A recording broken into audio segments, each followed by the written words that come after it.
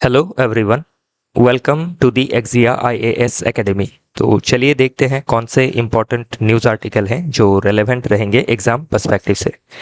तो इसमें मैं आपको हर आर्टिकल का समरी बताऊंगा, इन ब्रीफ, इन शॉर्ट चीज़ों को समझाने की कोशिश करूंगा और उन पॉइंट से लिंक करवाने की कोशिश करूंगा जिससे आपके प्री और मेंस में क्वेश्चन पूछा जा सकता है।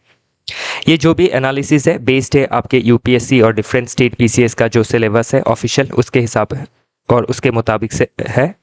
सेकेंडली, जो आपके पास्ट ईयर के क्वेश्चन पेपर है प्रीलिम्स के और मेंस के, यूपीएससी के और स्टेट पीसीएस में किस तरीके के क्वेश्चंस पूछे गए हैं, क्या ट्रेंड रहा है क्वेश्चन पूछने का, उसके मुताबिक हम चीज़ें आपके समक्ष प्रेजेंट करेंगे ताकि चीज़ें ऑथेंटिक रहे, क्रेडिबल रहे और चीज़ें एग्जैजुरेट ना हो, और जो आपको जिस लाइन में पढ़ना ज़रूरी है, जिस आइडियाज़ को समझना ज़रूरी है, वो आप समझ पाएँ। मैं ये मान के चल रहा हूँ कि आपका फाउंडेशनल लर्निंग जो है स्ट्रांग है, और अगर स्ट्रांग नहीं है और आप चीज़ों को स्क्रैच से पढ़ना चाहते हैं तो आप हमारे कोचिंग इंस्टीट्यूट से जुड़ सकते हैं, जिसमें हम फाउंडेशनल कोर्स में लगभग 1 साल में आपको पूरा कंप्रीहेंसिव कवरेज दिलवाएंगे सिलेबस का। कंप्रीहेंसिव स्टडी मटेरियल प्रोवाइड किया जाएगा एज पर सिलेबस। जो क्लासेस होंगी एक्सपर्ट फैकल्टी के द्वारा कराई जाएंगी। इसी के साथ आपको रेगुलर टेस्ट प्रोवाइड किया जाएगा for pre and mains. One on one mentoring के तहत आपका जो स्ट्रेंथ है, वीकनेस है, उसके ऊपर काम किया जाएगा। और इसी के साथ इन हाउस लाइब्रेरी फैसिलिटी भी है जहां आप क्लास के बाद, क्लास से पहले प्रिपरेशन कर सकते हैं। बाकी चीज़ों को डिटेल में जानने के लिए आप कांटेक्ट कर सकते हैं हमारे कांटेक्ट नंबर 6002417488 नंबर पे। ध्यान रखिएगा, अगर आप 4-6 महीने हमारे जो भी एनालिसिस का पीडीएफ है इसको कंटिन्यू पढ़ते हैं तो आपका जो फाउंडेशन है वो भी स्ट्रांग हो जाएगा, क्योंकि हम आपके इसमें की जो टर्मिनोलॉजीज है उनको भी एक्सप्लेन कर देते हैं। प्लस ये भी बता देते हैं कि आपको एनसीईआरटी से क्या पढ़नी है, जैसे एनसीईआरटी के कौन से बुक्स पढ़नी है, क्योंकि आप एनसीईआरटी के बुक्स और न्यूज़पेपर जो आपके डेली अगर पढ़ेंगे, एनालिसिस को आप बड़ी अच्छी तरीके से पढ़ेंगे तो आप एग्ज़ाम को क्रैक करने में समर्थ हो पाएंगे बहुत दूर तक। ओके, बाकी आपका निर्भर करता है आपने हार्ड वर्क किया है कि नहीं, स्मार्ट वर्क किया है कि नहीं, कंसिस्टेंसी रखी है या नहीं, और आपका गुड लक अच्छा है या नहीं। ओके, तो चलिए देखते हैं आज का पहला आर्टिकल। तो आज का पहला आर्टिकल बात करता है कि किस तरीके से हमारे देश में पैटी क्राइम्स के जो पैटी ऑफेंसेस है उनको भी क्रिमिनलाइज किया जाता है। तो लगभग 7,300 क्राइम है, उसमें से लगभग 5,300 क्राइम में जेल का प्रावधान है, जेल हो सकता है। फॉर एग्जाम्पल, अगर आपने किसी जू में कोई एनिमल को चारा डाला, फॉर एग्जाम्पल आपने अपने डॉग को, जो पेट डॉग है, उसको वॉक नहीं करवाया, तो ऐसे जो क्राइम है। इसके अलावा आपने अगर समय से टैक्स नहीं भरा, किसी कारण से आप आपके भूल के आपने उसको फाइल करना भूल गए आप समय से, तो इन सभी चीज़ों में आपको जेल हो सकती है। तो ये जो है आपका काफ़ी हार्श आपका सिस्टम को दर्शाती है इंडिया का जो क्रिमिनल जस्टिस सिस्टम है, जिसमें आपके पैटी क्राइम्स को भी क्रिमिनलाइज किया गया है, जिससे लोगों का क्या होता है, आपके जो लीगल सिस्टम है उससे विश्वास उठता है। सेकेंडली, आपके जो लोगों का राइट्स है, right to life and personal liberty, उसको वायलेशन होता है, क्योंकि ऐसे जो पेटी क्राइम्स है उनको निपटने के लिए डिफरेंट सॉर्ट ऑफ अल्टरनेटिव्स को भी एक्सप्लोर किया जा सकता है। फॉर एग्जांपल, जैसे जू में चारा डाला तो उसमें हम फाइन लगा सकते हैं उनको सबक दिलाने के लिए, या फिर आप कोई कॉशन लिख सकते हैं कि चारा खिलाना मना है, या फिर ये आपका ऑफेंस है, इसमें फाइन लग सकता है। तो लोगों को वैसे समझ में आएगी, अवेयरनेस फैलेगा। लेकिन हर छोटे क्राइम के लिए क्रिमिनलाइजेशन करना एक डेमोक्रेसी में पीपल के राइट्स के लिए सही नहीं है। तो 7,000 क्राइम्स है, मोर देन 7,000, उसमें आपके 5,000 से भी ज़्यादा में जेल होता है। तो इसे ये क्या दर्शा रहा है कि ओवर क्रिमिनलाइजेशन है। जो इम्प्रिजनमेंट है वो एक्सेप्शन होना चाहिए, लेकिन डिफॉल्ट है। इसके जगह में हम क्या कर सकते हैं, आपके अल्टरनेटिव्स को ले सकते हैं instead of default imprisonment. Mandatory minimum imprisonment है, जिससे आपका क्या हो सकता है, जुडिशरी भी अपना डिस्क्रिशन को इस्तेमाल नहीं कर सकती है। अगर लगता भी है कि ये एकदम ही छोटा क्राइम है तो उनको उनमें भी क्या होता है, मिनिमम पनिशमेंट देना ही पड़ता है, क्योंकि लॉ में ऐसा लिखा गया है। देन रेगुलेटरी बर्डन सिटीजन के ऊपर ज़्यादा है, पेपर वर्क, लाइसेंसिंग, इन सभी चीज़ों को हमें कम करना ज़रूरी है, ताकि जब आपके कंप्लाई ना कर पाए तो फाइन से निपटना चाहिए, ना कि जेल टर्म होना चाहिए। सिस्टमेटिक रिफॉर्म को लाना ज़रूरी है, जैसे डिक्रिमिनलाइजेशन करना, प्रोपोर्शनैलिटी प्रिंसिपल को अप्लाई करना कि जितना प्रोपोर्शन में क्राइम हुआ है, छोटा क्राइम है तो उसके लिए छोटी पनिशमेंट लाइक फाइन होना चाहिए। ऑल्टरनेटिव सैंक्शंस, हम जैसे आपके सोशल सर्विस देना, वैसा कुछ पनिशमेंट हम रख सकते हैं, सोशल सर्विस या कम्युनिटी सर्विस। बाकी जो की टर्म्स है, ओवर क्रिमिनलाइजेशन क्या होता है, देन आपका मैंडेटरी मिनिमम सेंटेंसिंग क्या है, डिक्रिमिनलाइजेशन क्या है, ये सभी चीज़ों को आप थोड़ा पढ़िएगा। तो हमें क्या करना है, रेट्रीब्यूटिव जस्टिस सिस्टम को नहीं लेना है। रेट्रीब्यूटिव जस्टिस सिस्टम क्या करता है, punishment for its own shake, मतलब पनिशमेंट देना है तो देना है, मतलब उसके लिए ही क्या है, आपका लॉ वैसे बनाया गया है। मतलब रेट्रीब्यूट करना है, बदला लेने की एक जो भावना देखी जाती है वो लॉ में देखी गई है। उसकी जगह यूटिलिटेरियन थ्योरी होना चाहिए कि जो लॉ है वो पब्लिक के हित में रहे, ना कि पब्लिक के अगेंस्ट में। फिर आप जॉन स्टुअर्ट मिल का हार्म प्रिंसिपल का अगर रेफरेंस दे तो उन्होंने कहा था कि जब तक कोई बड़ा हार्म नहीं होता है तब तक आपका जेल का टर्म नहीं होना चाहिए। कोई वायलेंस नहीं हुआ है, आपका जो ऑफेंस है वो आपका कंपाउंडेबल ऑफेंस है, माफ़ किया जा सकता है, फाइन लेके उसको निपटा जा सकता है, तो उसमें हमें आपका क्रिमिनलाइजेशन नहीं करना चाहिए, ओवर क्रिमिनलाइजेशन सही नहीं है। तो वही आपके जॉन स्टुअर्ट मिल साहब ने कहा है। चीज़ों में ड्यू प्रोसेस फॉलो की जानी है, ड्यू प्रोसेस का वैल्यू कि आपके प्रोपोर्शनैलिटी प्रिंसिपल क्या कहता है कि जितना क्राइम हुआ है उतना ही पनिशमेंट होना चाहिए, तो उसमें ड्यू प्रोसेस को फॉलो किया जाना चाहिए कि जब आपका लॉ प्रोसेस में है, जो जब आपका किसी का ट्रायल चल रहा है तो उसमें ये देखा जाना ज़रूरी है कि क्या इनको जेल होना सही है। लॉ में लिखा भी गया है तो उसको ड्यू प्रोसेस के तहत हम क्या कर सकते हैं, हटा सकते हैं। नेक्स्ट आपके वे फॉरवर्ड में हम क्या लिख सकते हैं कि जो लॉ है जो ज़्यादा ओवर क्रिमिनलाइजेशन कर रही है उसको रिव्यू करना है, प्रोपोर्शनैलिटी प्रिंसिपल को अप्लाई करना है, जितना प्रोपोर्शन में क्राइम है उतना पनिशमेंट हो। अल्टरनेटिव्स को हम ले सकते हैं, जैसे कम्युनिटी सर्विस, फाइन लगा सकते हैं, ये काफ़ी रहेगा। सनसेट क्लॉसेस रखना चाहिए डिफरेंट क्राइम में कि एक समय के बाद जो आपका एक पीरियड के बाद जो पेटी क्राइम्स है वो क्राइम के लिस्ट से हट जाए और वो आपके सिविल रॉन्ग रहे। जुडिशियल एंड पुलिस को भी ट्रेनिंग देनी ज़रूरी है कि पेटी क्राइम्स में ओवर क्रिमिनलाइजेशन ना हो और ओवर पनिशमेंट ना हो। पब्लिक का अवेयरनेस लाना भी ज़रूरी है। ये सभी चीज़ें आप मेंशन कर सकते हैं। नेक्स्ट है PM Modi enters war mode in battle against corruption. तो अभी करप्शन क्या करता है, दीमक की तरह है जो आपके सोसाइटी के जो वाइटल्स है उसको खाता है, सोशल ट्रांसफॉर्मेशन होने से रोकता है, सोशल वेलफेयर होने से रोकता है, देश की इकोनॉमी के प्रोग्रेस में हिंडर करता है। क्योंकि करप्शन से क्या होता है, जो अथॉरिटी, जो पब्लिक फाइनेंसेस जिस चीज़ के लिए मिंट हुई है, जिसके लिए एलोकेट हुई है, उस पर ना जाके वो पर्सनल आपके यूज़ में लग जाती है। तो करप्शन का मतलब ही हो गया कि मतलब ही हुआ कि using public authority, public finances for personal gain. तो इसीलिए क्या करना है, देश में करप्शन को समय के साथ निपटना जरूरी रहेगा। अभी इसमें जो करप्शन है, दो तरह के करप्शंस के बारे में बात की गई है। एक करप्शन जो आपके देश के अंदर होता है, जो ऑफिशियल्स करते हैं। दूसरा करप्शन जो आपके डिफरेंट पर्सन्स करते हैं और देश को छोड़ के भाग जाता है दूसरे देशों में, जैसे फाइनेंशियल फ्रॉड करना। तो इन सभी चीज़ों में अभी हमें ज़रूरी क्या है, इनसे निपटने के लिए हमारा जो आपका सिक्योरिटी इंफ्रास्ट्रक्चर है उसको बेटर करना ज़रूरी है, to fight with transnational crime like cyber security, like cross border terrorism. Digital infrastructure को बेटर करना ज़रूरी है ताकि हम क्रिमिनल्स को नैप कर सके, क्योंकि आजकल डिजिटल इंफ्रास्ट्रक्चर जैसे ब्लॉकचेन, एआई, सोशल मीडिया का इस्तेमाल होता है। देश को इकोनॉमिक एम्पावर करना ज़रूरी है।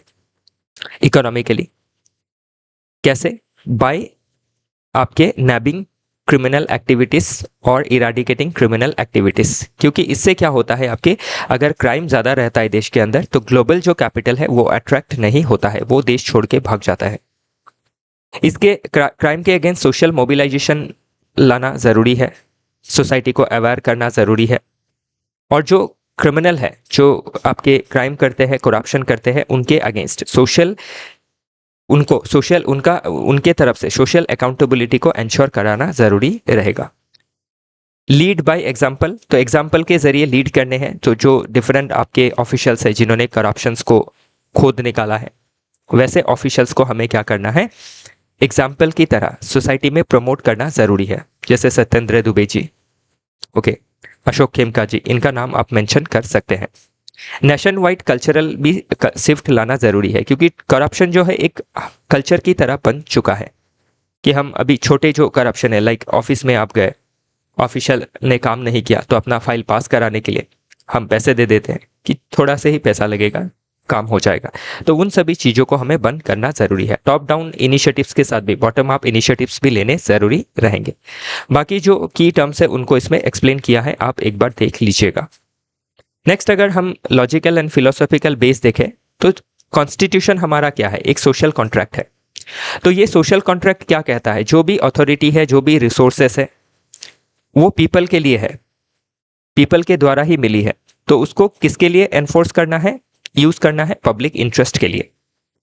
मैक्स वेबर का जो ब्यूरोक्रेटिक मॉडल है वो क्या कहता है कि डिसिप्लिन बेस्ड ब्यूरोक्रेसी होना चाहिए। जो bureaucratic corruption, lack of accountability, lack of transparency, इन सभी चीजों को दूर करना जरूरी है। रूल बाउंड एडमिनिस्ट्रेशन होना जरूरी है।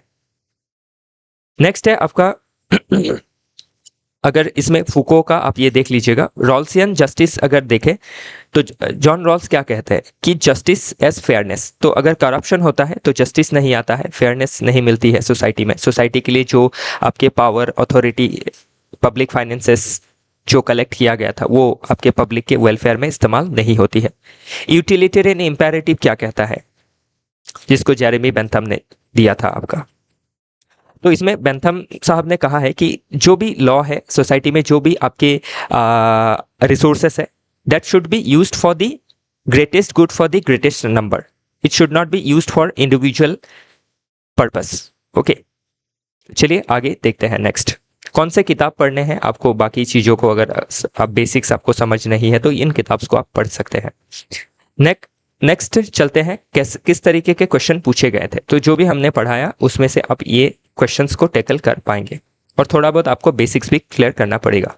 नेक्स्ट, हम वे फॉरवर्ड में क्या कर सकते हैं, स्ट्रेंथन कर सकते हैं लीगल फ्रेमवर्क को, डीपन कर सकते हैं डिजिटल सर्विलियंस को विद सेफगार्ड ताकि प्राइवेसी वॉलेट ना हो, एम्पावर कर सकते हैं grass root institution like urban local bodies, municipalities, self help group, NGOs. Okay, ethical leadership को हम प्रमोट कर सकते हैं, स्पेशली ट्रेनिंग के समय ऑफिशियल्स को आपका एथिकल लीडरशिप का ज्ञान देना जरूरी है, और रीओरिएंटेशन मॉड्यूल्स भी होने जरूरी है। इंटरनेशनल कोऑपरेशन को भी लेवरेज करना जरूरी है to prevent transnational crimes. Then citizen के अंदर एक ओनरशिप कल्टीवेशन करना जरूरी है कि वो भी आपके अवेयर रहे। तो इसमें ध्यान रखिएगा, करप्शन को लेके क्वेश्चन बनते रहते हैं, तो इससे क्वेश्चन बन सकता है। और ये वाला आर्टिकल से किस तरीके से क्रिमिनल जस्टिस सिस्टम में प्रॉब्लम है, उसको कैसे हमें सॉल्व करना है, उसके हिसाब से ये इस आर्टिकल से क्वेश्चन बन सकता है। नेक्स्ट देखें तो कमिंग सून 2 कॉइन्स टू कोमिमोरेट आत्मनिर्भरता।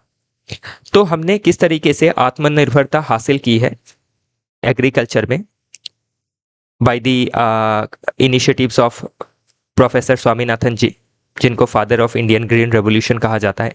तो इनके इनिशिएटिव की वजह से हमने एग्रीकल्चरल फील्ड में आत्मनिर्भरता को अचीव किया। तो इनको कोमिमोरेट करने के लिए एक कॉइन, और सेकेंडली मेक इन इंडिया, जिसका मेन फोकस है कि हमारे देश का इंडस्ट्रियलाइजेशन एंड मैन्युफैक्चरिंग सेक्टर को बूस्ट मिले। तो अभी हमारे देश में सर्विसेज सेक्टर तो आगे ही है, काफ़ी अचीवमेंट है, 50% ऑफ जीडीपी को कंट्रीब्यूट करती है, लेकिन एग्रीकल्चर आपकी बिलो 20% है। मेक इन इंडिया मतलब आपका मैन्युफैक्चरिंग इंडस्ट्री बिलो 30% है। तो इन दो दिशाओं में हमें काम करना जरूरी है। तो अभी जो कॉमिमोरेटिव कॉइन आया है इसको प्रीलिम्स में पूछा जा सकता है। First coin to commemorate professor Swaminathan's contribution, and second coin 10 years of make in India. लेकिन अभी मेंस के लिए जरूरी क्या है कि किस तरीके से हमने सेल्फ रिलायंस हासिल की एग्रीकल्चर में under the aegis of professor Swaminathan ji. और ग्रीन रेवोल्यूशन का क्या नेगेटिव इम्पैक्ट रहा है because of excessive use of fertiliser, insecticides, pesticides. इसके वजह से आपके क्या है, सॉइल का क्वालिटी खराब हुआ है, अंडरग्राउंड वाटर का क्वालिटी खराब हुआ है, सॉइल रन ऑफ से आपकी जो एक्वाटिक बायोडाइवर्सिटी है उसके ऊपर नेगेटिव इम्पैक्ट पड़ा है, क्लाइमेट चेंज में इम्पैक्ट पड़ा है। तो इन सभी चीज़ों के अगेंस्ट हम क्या कर सकते हैं, ग्रीन एवरग्रीन रेवोल्यूशन को प्रमोट कर सकते हैं, जो आइडिया प्रोफेसर स्वामीनाथन जी ने ही दिया था।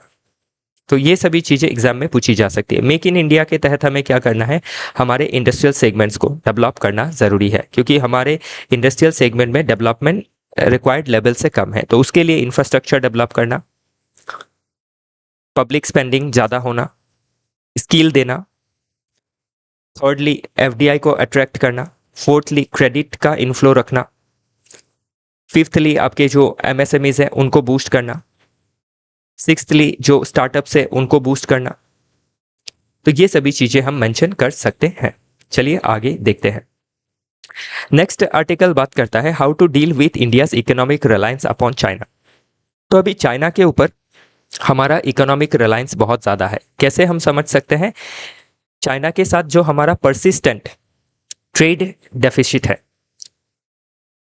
फिर अभी इसमें देख सकते हैं जो डेटा दी गई है, अ trade deficit of USD 120 billion dollar के लगभग चाइना के साथ हमारा क्या है, डेफिसिट है, कि हम आपका जितना इंपोर्ट करते हैं उतना एक्सपोर्ट हम नहीं कर पाते हैं। अल्टीमेटली क्या है, हमारी तरफ से डेफिसिट रहता है। तो हम डिफरेंट चीजों के लिए, इलेक्ट्रॉनिक्स के लिए, मशीनरी के लिए, फार्मास्यूटिकल्स के लिए, क्रिटिकल मिनरल्स के लिए चाइना के ऊपर डिपेंडेंट रहते हैं।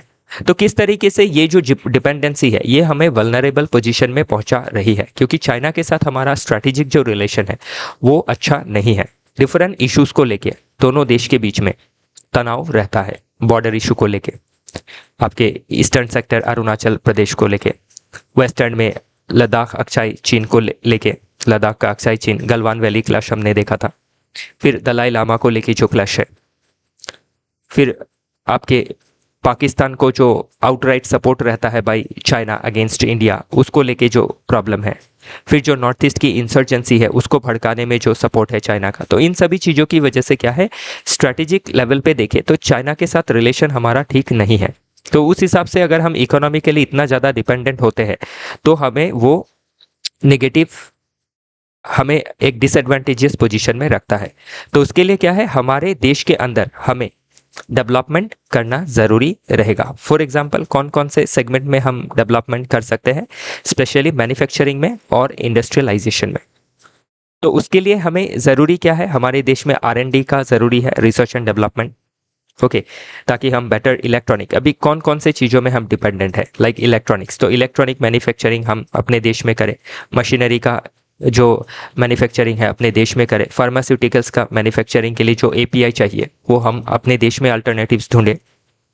तो इसके लिए हमें गवर्नमेंट का आपका कंट्रीब्यूशन, जो पब्लिक फाइनेंसेस फाइनेंशियल एक्सपेंडिचर है उसको बढ़ाना ज़रूरी है, रिसर्च एंड डेवलपमेंट को बढ़ाना ज़रूरी है, बेटर स्किल देना ज़रूरी है, ट्रेड को डाइवर्सिफाई करना ज़रूरी है, डिफरेंट अदर अल्टरनेटिव्स देखना ज़रूरी है मिनरल्स के लिए, लाइक दूसरे देशों के साथ कोलैबोरेशन करना, अपने देश के अंदर एक्सप्लोरेशन करना। तो ये सभी चीज़ों को हम देख सकते हैं। नेक्स्ट है इंक्लूसिव प्रोस्पेरिटी। तो ये आर्टिकल किस तरीके से इंक्लूसिव डेवलपमेंट हो रहा है देश में, गवर्नमेंट ने क्या डिफरेंट इनिशिएटिव्स ली है उसके बारे में ये आर्टिकल दर्शा रहा है। तो चलिए देखते हैं क्या क्या इसमें इनिशिएटिव लिए गए हैं, किस तरीके से सबका साथ सबका विकास सबका विश्वास को जीता जा रहा है।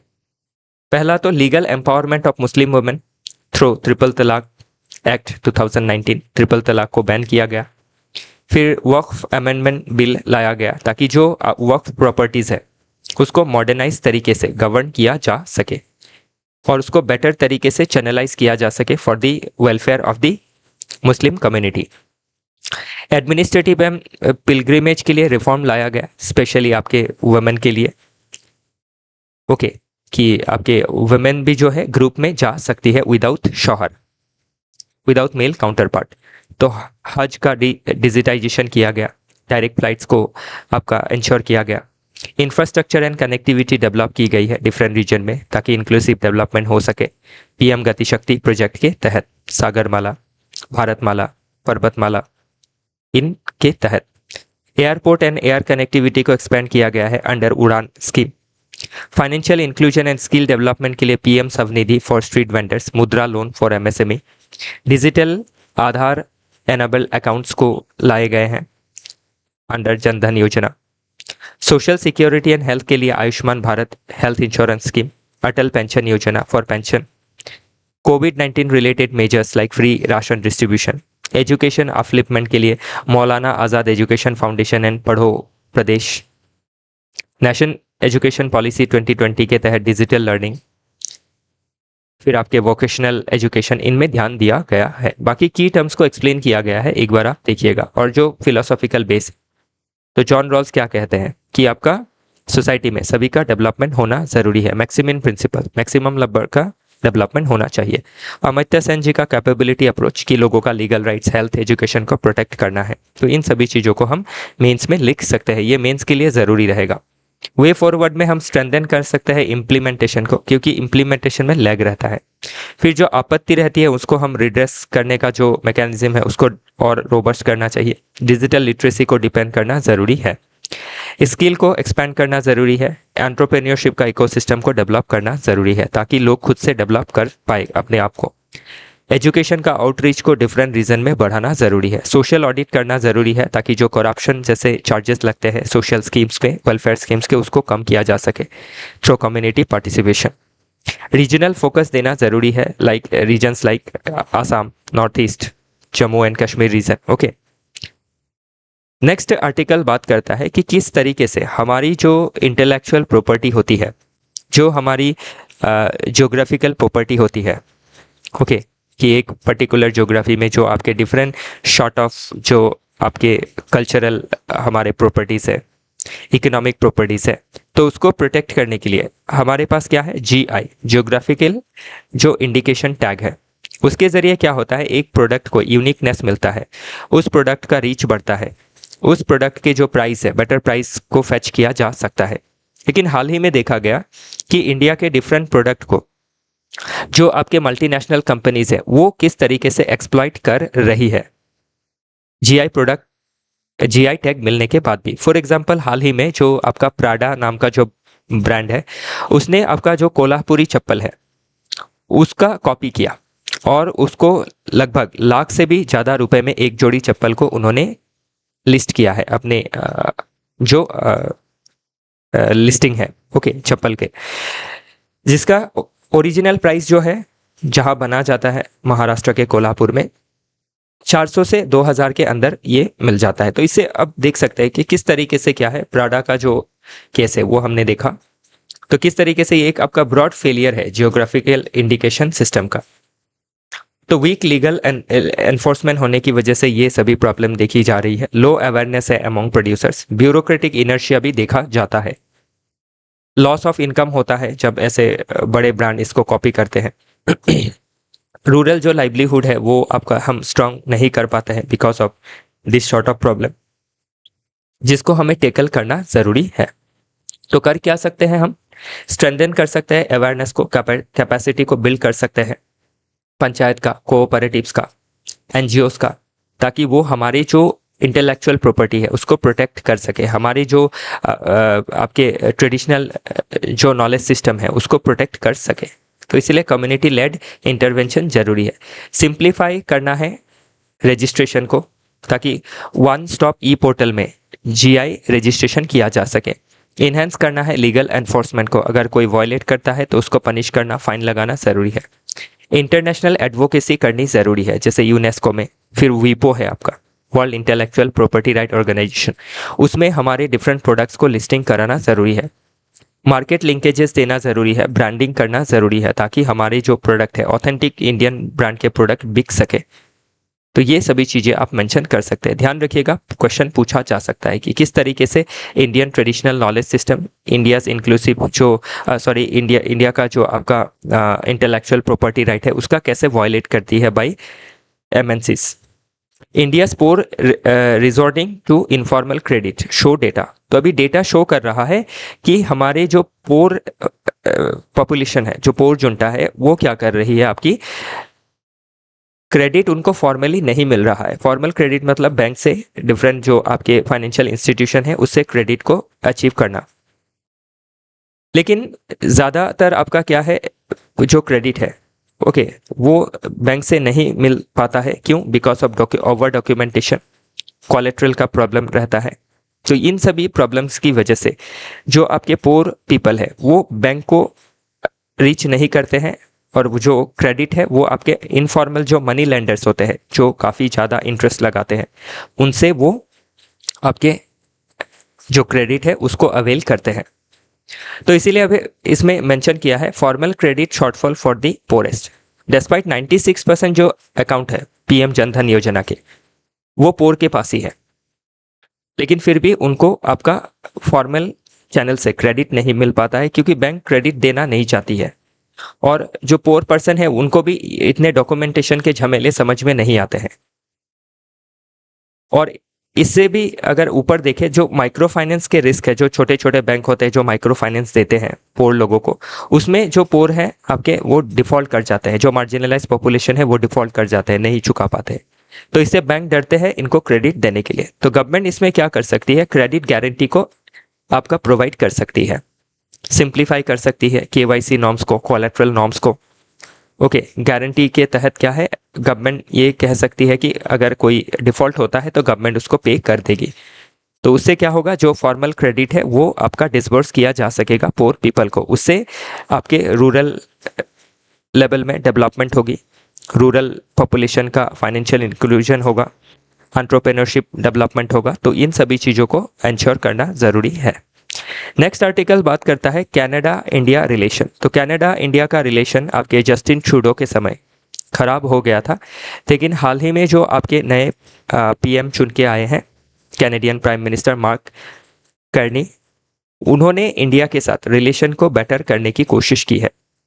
हाल ही में जो आपका G7 का समिट हुआ था कनाडा में, उसमें इनवाइटेड रहे हमारे पीएम साहब, और डिस्कशंस हुई इन डिफरेंट टॉपिक जिसमें हम कोलैबोरेट कर सकते हैं, रिकोलैबोरेशन कर सकते हैं।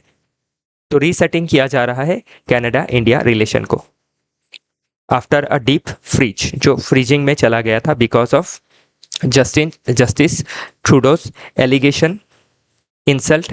ये जो भी उन्होंने एलिगेशंस लगाए थे, जो भी इंसल्ट किया था इंडिया को, उसकी वजह से रिलेशन खराब हुआ था। तो अभी क्या है, रिलेशन आपकी ठीक होने की कगार में है, और ठीक होना ज़रूरी भी है क्योंकि इकोनॉमिक डेवलपमेंट में दोनों देश एक दूसरे को मदद कर सकते हैं, इकोनॉमिक कोऑपरेशन की जा सकती है। ओके फिर हायर एजुकेशन में कोऑपरेशन कर सकते हैं क्योंकि बहुत सारे स्टूडेंट जो है वो कनाडा में जाते हैं, और कनाडा को उससे क्या है, फॉरेन अर्निंग भी होता है, और हमारे जो स्टूडेंट है उनको पढ़ने की सहूलियत मिलती है। नेक्स्ट है, अगर आप देखें तो इंडो पैसिफिक जो इम्पेरेटिव है, इंडो पैसिफिक रीजन में अगर कनाडा को एंट्री लेनी है और इस एरिया में उनको कोऑपरेशन करना है तो इंडिया के थ्रू ही आना पड़ेगा, क्योंकि इंडिया एक बड़ा प्लेयर है इंडो पैसिफिक रीजन में। फिर critical mineral and green tech में दोनों देश कोलैबोरेट कर सकते हैं। लार्ज डायस्पोरा है इंडिया का कनाडा में, तो उसे हम क्या कर सकते हैं, कल्चरल रिलेशन एक्सचेंजेस बना सकते हैं। तो इन सभी चीज़ों को आपको एग्जाम में पूछा जा सकता है, तो इन पॉइंट्स में आपको लिखनी ज़रूरी रहेंगी। वे फॉरवर्ड क्या लिख सकते हैं, इंस्टीट्यूशनलाइज करना है रेगुलर डायलॉग को ताकि कोई मिसअंडरस्टैंडिंग ना रहे। लॉन्च करना है पायलट सेक्टर डील्स को डिफरेंट सेगमेंट में, ओके जैसे फ्री ट्रेड एग्रीमेंट में। मोबिलिटी को फास्ट ट्रैक करना है ताकि बेटर तरीके से वीज़ा को दिया जा सके, ओके डिले ना हो उसमें।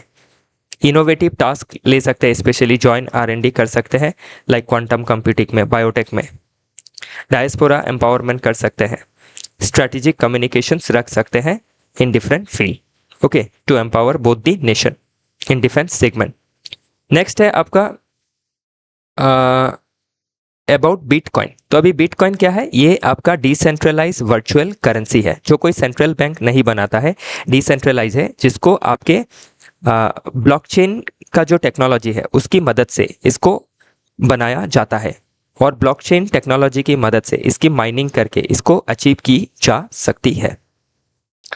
तो अभी ब्लॉकचेन टेक्नोलॉजी के जरिए जो आपका कॉइन बनता है बिटकॉइन, जो आपका डिसेंट्रलाइज वर्चुअल करेंसी है, मतलब इसका जो गारंटी है वो गवर्नमेंट नहीं लेती है। जैसे आपके 100 रुपये आपके हाथ में जो है 500 है, उसका गारंटी गवर्नमेंट लेती है, वो लीगल टेंडर है, उससे आप कोई भी सामान खरीद सकते हैं। लेकिन बिटकॉइन जो है वो काफ़ी देशों में इलीगल है, क्योंकि ये एनोनिमस है।